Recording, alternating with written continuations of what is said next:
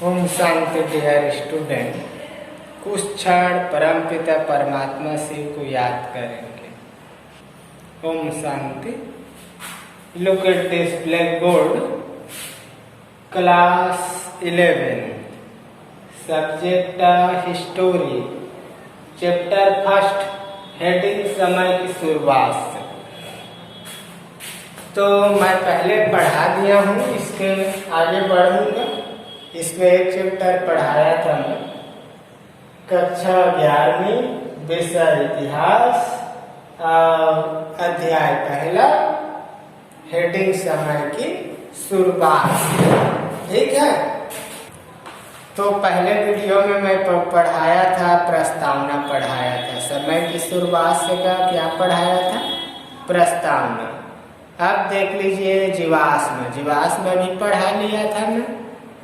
आज पढ़ेंगे जीवाश्मों को दो भागों में विभाजित कर अध्ययन करते हैं, यही पढ़ेंगे। तो जीवाश्मों को दो भागों में विभाजित कर अध्ययन करते हैं। चलो, पहला है होमोनिडस। इस वर्ग में उन जीवाश्मों को रखते हैं जिनके कुछ शारीरिक लक्षण मानव से तथा अधिकांश कपियों से मिलते जुलते हैं।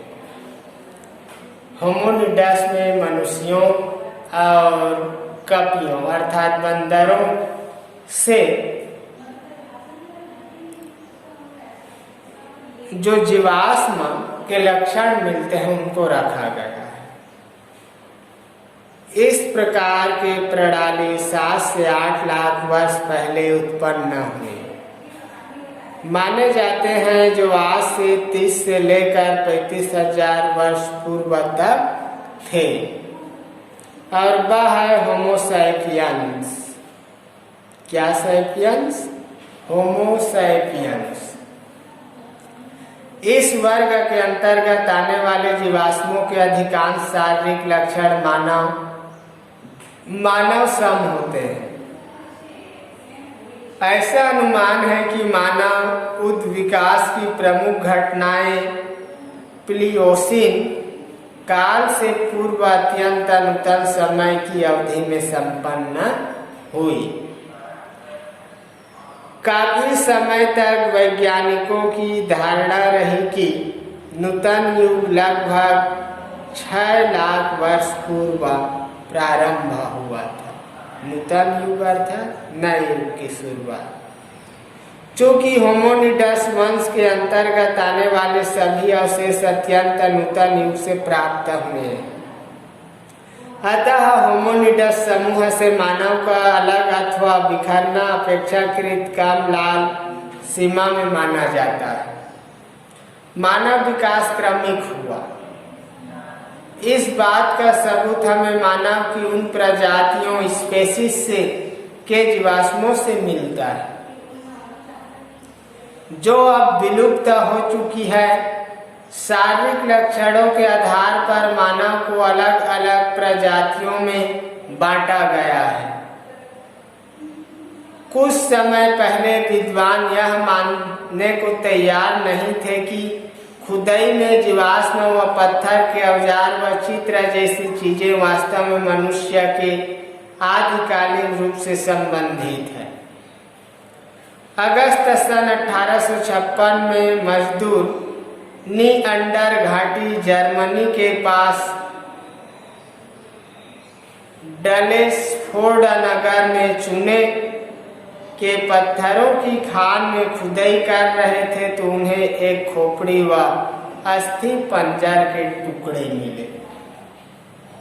कब की घटना है? 1856, अगस्त माह की 1856 की घटना है प्यारे। नीअंडर घाटी की बात है, जर्मनी के पास डसेलफोर्ड नगर की घटना है। क्या मिला मजदूर को? खुदाई करने वाले मजदूर को क्या मिला? एक खोपड़ी मिला और अस्थि पंजर मिला।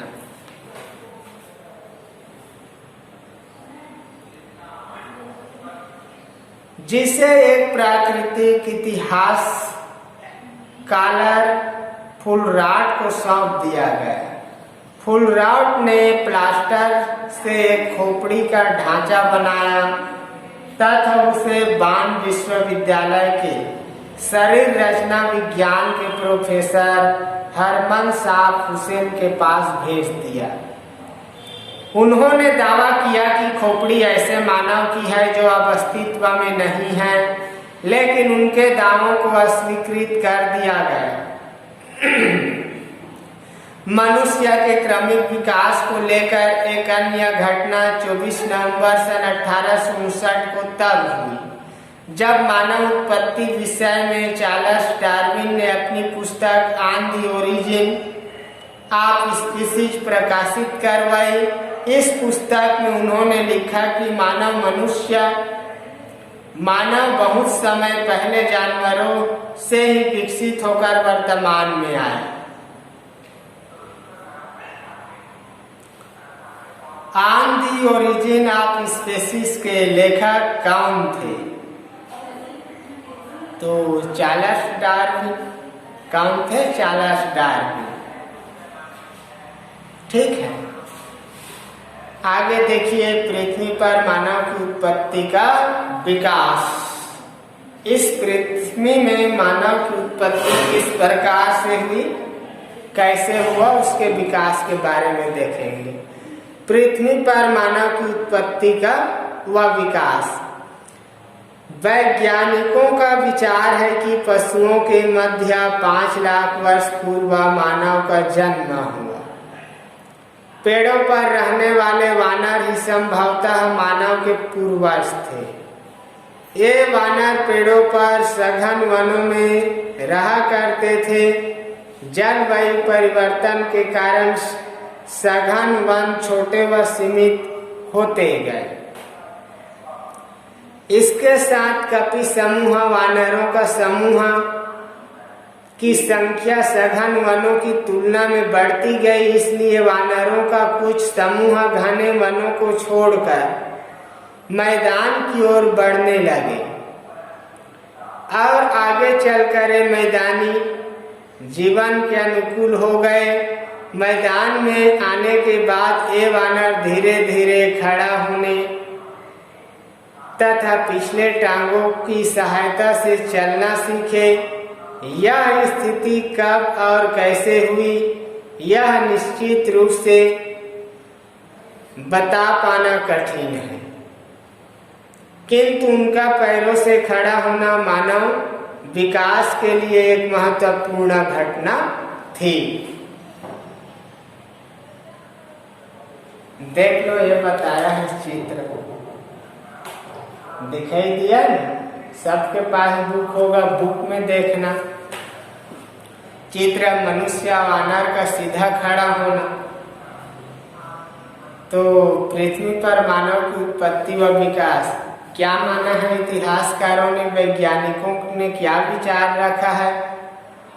पशुओं के मध्य 5 लाख वर्ष पूर्व मानव का जन्म हुआ था, ऐसा माना है। और वानरों को ही क्या माना है? मनुष्य की उत्पत्ति का रूप माना है। पहले वानर किसमें रहते थे? वनों में रहा करते थे। वन क्या है? जलवायु परिवर्तन के कारण छोटा होता गया, सीमित होता गया, वह एक मैदान बन गया। तो वहां वानरों ने क्या किया? अपने पिछले टांगों के सहायता से खड़े होना सीखा, चलना सीखा, जो चित्र में अभी मैं बतलाया। मनुष्य वानर के सीधे खड़े होने से निम्नलिखित लाभ हुए। मनुष्य के सीधे खड़े होने के कारण पशुओं से बिल्कुल भिन्न हो गया। अब वह अपने हाथों का प्रयोग विभिन्न कार्य हेतु सरलता पूर्वक कर सकता था। 11वां सीधा खड़ा होने पर वह सभी दिशाओं की ओर दूर तक देख सकता था और अपने शत्रुओं तथा हिंसक जानवरों से अपनी रक्षा कर सकता था। तीसरा, सीधा खड़ा होने के कारण उसके सिर के अवयवों में कई प्रकार के परिवर्तन हुए। उसके मस्तिष्क का विकास हुआ, जिससे फल स्वरूप उसके सोचने तथा तर्क करने की शक्ति का विकास हुआ। इस चित्र में देखिए, चित्र आधुनिक मानव का है। पुस्तक सब ओपन करके देखेंगे। मानव के विकास की कहानी का इन 4 खोपड़ियों को देखिए। चित्र में दिया है 4 खोपड़ी, यहाँ पर इसको देख लीजिए आप लोग। खोपड़ी का एक वानर की है। खोपड़ी खास पिथिकस नामक प्रजाति की है। नीचे देखिए, खोपड़ी गा होमो इरेक्टस सीधे खड़े होकर चलने वाले आदमी की है। और खोपड़ी घा होमो सैपियंस चिंतनशील मानव नामक प्रजाति की है। आज के मानव इसी प्रजाति के हैं। होमो सैपियंस अर्थात चिंतनशील मानव नामक प्रजाति की है। इन खोपड़ियों में आप अधिक से अधिक जितनी समानताएं और अंतर देखते हैं उनकी सूची बनाइए। इस हेतु आप सबसे पहले इन खोपड़ियों का मस्तिष्क खोलो, जबड़ों और दांतों को भली भांति देखिए। चित्र में दिखाई हुई खोपड़ियों की रचना में जो भी अंतर है उनका कारण में परिवर्तन है, जो मानव के क्रमिक विकास के फलस्वरूप उत्पन्न हुए हैं। मानव के विकास की कहानी कुछ ज्यादा जटिल व उलझी हुई है। ये बात समझ लीजिए, पहले समय में मानव पके पकाए भोजन के स्थान पर कच्चे भोजन का प्रयोग करते थे। पहले घास फूस के मकान बनाकर रहा करते थे। वृक्ष के पत्ते या खालों को कपड़े के रूप में पहना करते थे। और आज के मानव देख लीजिए, पक्के के मकान में रह रहे हैं।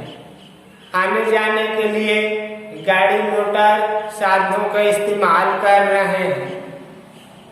ऐसा पहले था क्या? नहीं। तो शुरुआत से देख रहे हैं अपन लोग, समय की शुरुआत से मानव के विकास क्रम को 360 से 240 लाख वर्ष पहले तक खोजा जा सकता है।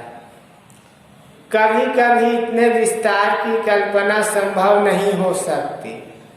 360 लाख सालों के बारे में सोचने के लिए हमें 3600 पृष्ठों की पुस्तक की कल्पना करनी होगी। यह वह समय था जब एशिया व अफ्रीका में स्तनपायी प्राणियों की प्राइमेट नामक श्रेणी का उद्भव हुआ था। उसके बाद लगभग 240 लाख साल पहले प्राइमेट श्रेणी में एक उपसमूह उत्पन्न हुआ जिसे होमोनाइट कहते हैं। इस उपसमूह में वानर यानी एप शामिल थे।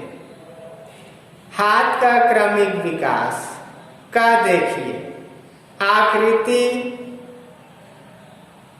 चिंपैंजी की ठीक व सूक्ष्म पकड़ दर्शाती है। ख में देखिए, आकृति होमोनिड की दुरुस्त व सूक्ष्म पकड़ दर्शाती है। और ग में देखिए, आकृति मनुष्य के हाथ की सशक्त पकड़ दर्शाती है। यहाँ देख लो, दिया है ना। मैं ये बता रहा हूँ समय की शुरुआत से मानव का विकास कैसे हुआ, कैसे वो खड़ा होना सीखे, कैसे चलना सीखे, कैसे वस्तुओं को पकड़ना सीखे, इसके बारे में बतला रहा हूँ। हाथ की सशक्त पकड़ का विकास संभवतः ठीक व सूक्ष्म पकड़ से पहले ही हुआ होगा। चिंपैंजी की ठीक पकड़ की तुलना मनुष्य के हाथ की ठीक व सूक्ष्म पकड़ से कीजिए। उन कामों की सूची बनाइए जिन्हें करते समय आप ठीक व सूक्ष्म पकड़ का इस्तेमाल करते हैं। आप किन किन कामों को करने के लिए सशक्त पकड़ का प्रयोग करते हैं। हाथों का क्रमिक विकास का चित्र पहला विशेषता है।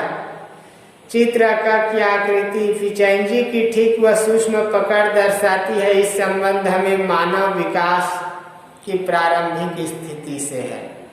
ख देखिए, चित्र ख की आकृति होमोनिड की दुरुस्त व सूक्ष्म पकड़ दर्शाती है। यह आकृति चिंपैंजी की तुलना में मानव की हाथ की यथार्थ पकड़ दर्शाती है। और ग चित्र ग में देखिए, चित्र ग की आकृति मनुष्य के हाथ की सशक्त पकड़ दर्शाती है। इस आकृति में मनुष्य की हाथों की यथार्थ पकड़ दर्शाई गई है। इसका संबंध मानव विकास की उच्च स्थिति से है। तो ये था चित्र। फिर बहुत साल बाद 56 लाख वर्ष पहले हमें पहले होमोनिड प्राणियों के अस्तित्व मिले। होमोनिडों का उद्भव अफ्रीका में हुआ था। होमोनिड जीवाश्म ऑस्ट्रेलियोपिथेकस वंश से संबंधित है। पूर्वी अफ्रीका में ज्यादा पाए गए हैं। इनका समय 56 लाख वर्ष पहले का माना गया है। कुछ अफ्रीका के बाहर भी प्राप्त हुए हैं। होमोनिड परिवार में सभी रूपों के मानव प्रणाली आते हैं। होमोनिडों की विशेषता है कि मस्तिष्क का आकार बड़ा, पैरों के बल सीधा खड़ा होना, चलना, हाथों से औजार बना सकना व प्रयोग करना। ऑस्ट्रेलियोपिथेकस व होमो के बीच कुछ बड़े अंतर भी हैं। इन प्रजातियों को वैज्ञानिकों ने जो नाम दिए हैं वे लातिन व यूनानी भाषाओं में हैं। जैसे ऑस्ट्रेलियोपिथेकस को लातिनी के ऑस्ट्रल दक्षिणी व पिथिकस मतलब वानर है। दरअसल इनका नाम इसलिए पड़ा क्योंकि मानव आदि रूप में उसकी एक वानर लक्षण बरकरार रहे। होमो की अपेक्षा मस्तिष्क का छोटा होना, पिछले के दांत बड़े होना व हाथों की कुशलता सीमित होना, इनमें सीधे खड़े होने की क्षमता कम थी क्योंकि वह लंबे समय तक पेड़ों पर जीवन गुजारता था।